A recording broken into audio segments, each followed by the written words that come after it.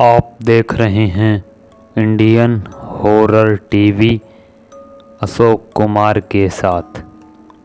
तो आइए दोस्तों, बिना घबराए और डरे करते हैं कहानी शुरू। रात काली थी। तकरीबन रात के 10 बज गए थे और सुनसान सड़क पर एक जिप्सी हवा से बातें कर रही थी। उसके अंदर गोपाल और सुरेंद्र बैठे हुए थे। उनके साथ ही उनका कुत्ता टाइगर भी बैठा हुआ था। रात होने के कारण सड़क पर इक्का दुक्का गाड़ियाँ ही थी, जिसके कारण जिप्सी हवा से बातें कर रही थी।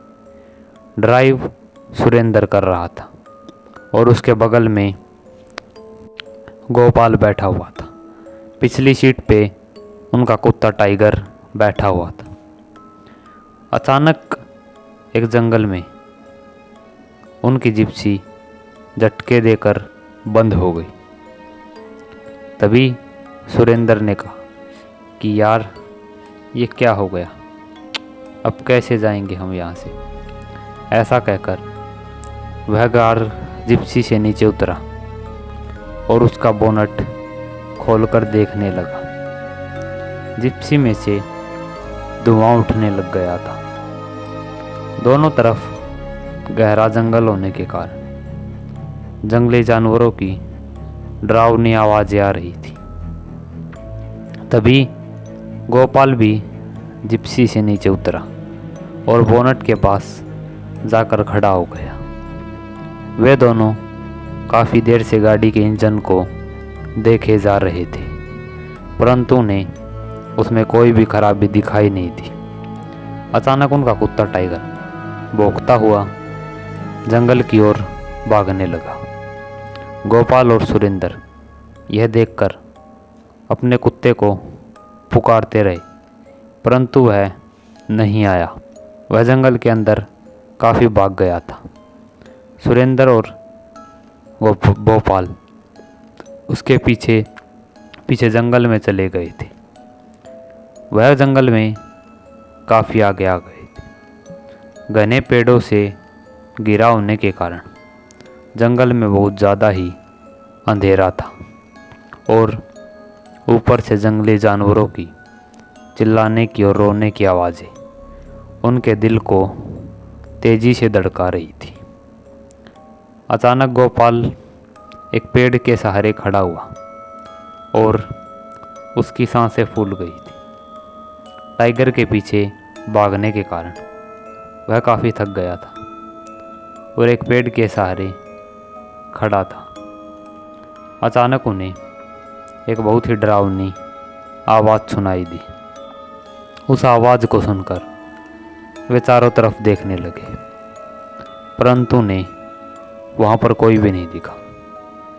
अचानक गोपाल को पीछे से किसी ने धक्का दिया और वह मुंह के बल जमीन पर गिर गया। सुरेंद्र ने उसे खड़ा किया और वे उस दिशा में देखने लगे। अचानक जिसके सहारे पर गोपाल खड़ा हुआ था, वह पेड़ ने अपनी आंखें खोली और उन दोनों की ओर घूर कर देखने लगा।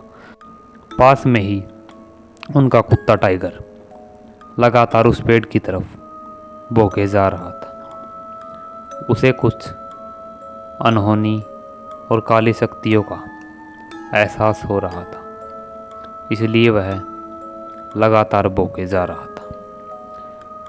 सुरेंद्र और गोपाल दोनों उस पेड़ को देखकर थर थर कांपने लगे और वहाँ से भागने लगे, परंतु जैसे ही वह वापस मुड़े, अचानक उस पेड़ की टहनी ने उन दोनों को अपनी चपेट में जकड़ लिया और दोनों को अपनी ओर खींचने लगा और गोपाल की गर्दन उसने धड़ से अलग कर दी।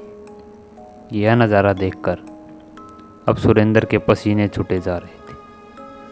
वह पेड़ ने सुरेंद्र को अचानक दूर फेंक दिया।